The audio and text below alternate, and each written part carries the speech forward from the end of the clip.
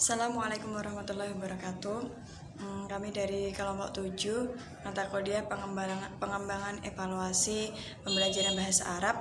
Di sini kami akan menjelaskan materi tentang langkah-langkah dalam evaluasi bahasa Arab.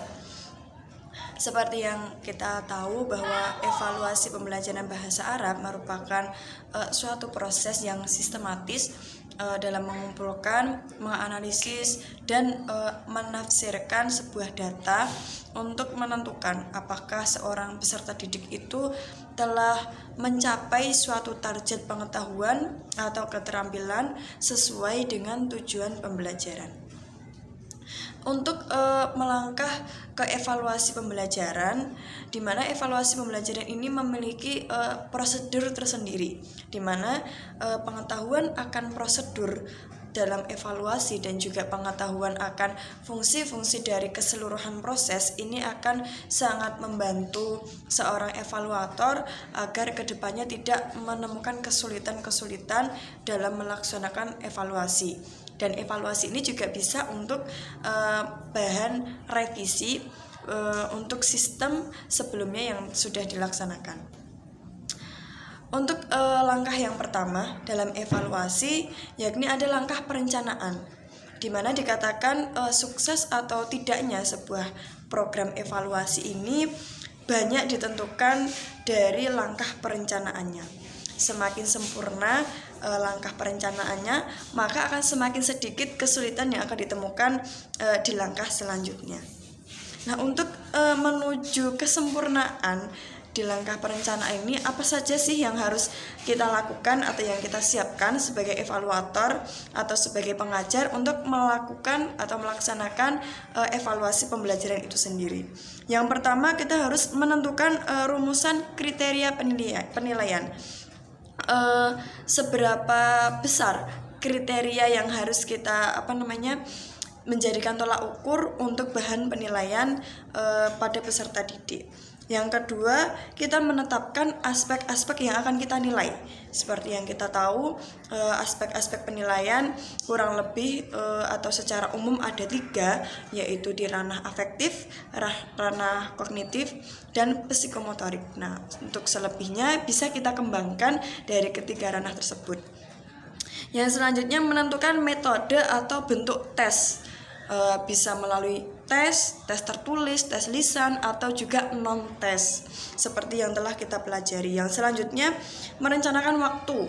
Nah, untuk 1 tahun berapa kalikah kita akan mengadakan tes, akan mengadakan evaluasi, ataukah 1 atau 2 kali atau 3 kali. Nah, itu direncanakan di awal perencanaan.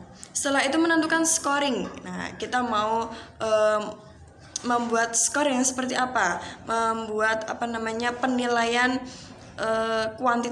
kuantitatifnya seperti apa ataupun kualitatifnya seperti apa. Misal kalau memang sempurna kita nilai dengan A, atau kalau memang sudah mendekati sempurna, ada usaha untuk sempurna, kita bisa nilai B atau dan yang lainnya. Yang selanjutnya membuat kisi-kisi.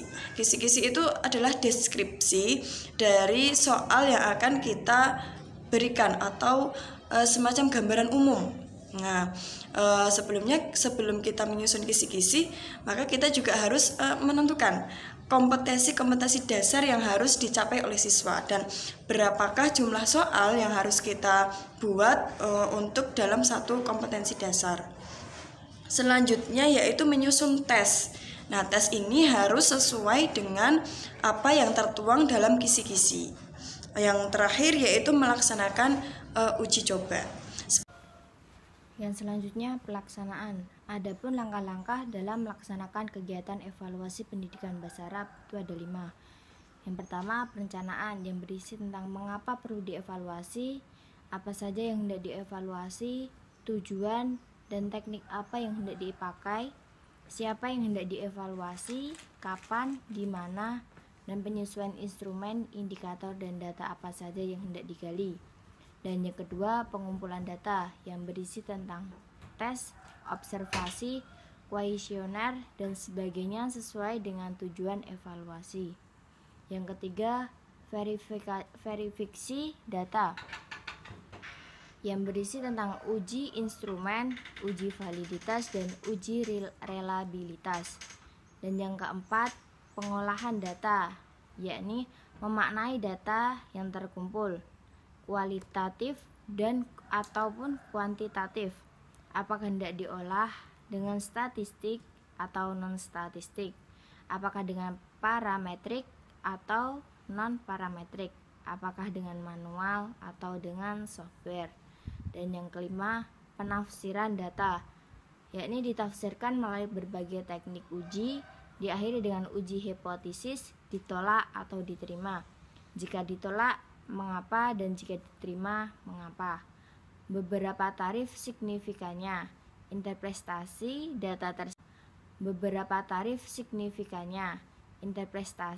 data tersebut secara berkesinambungan dengan tujuan evaluasi sehingga akan tampak hubungan sebab dan akibat.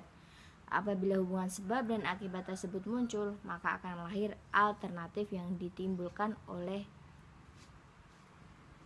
evaluasi tersebut. Tindak lanjut merupakan suatu kegiatan menindaklanjuti hasil analisis dan hasil interpretasi, pemberian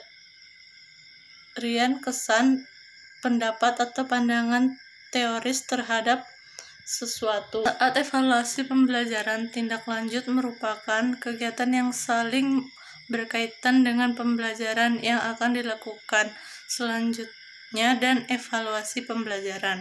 Menurut Carol Taylor dan Lynn Waynes, suatu desain merupakan rencana yang menunjukkan bila evaluasi akan dilakukan dan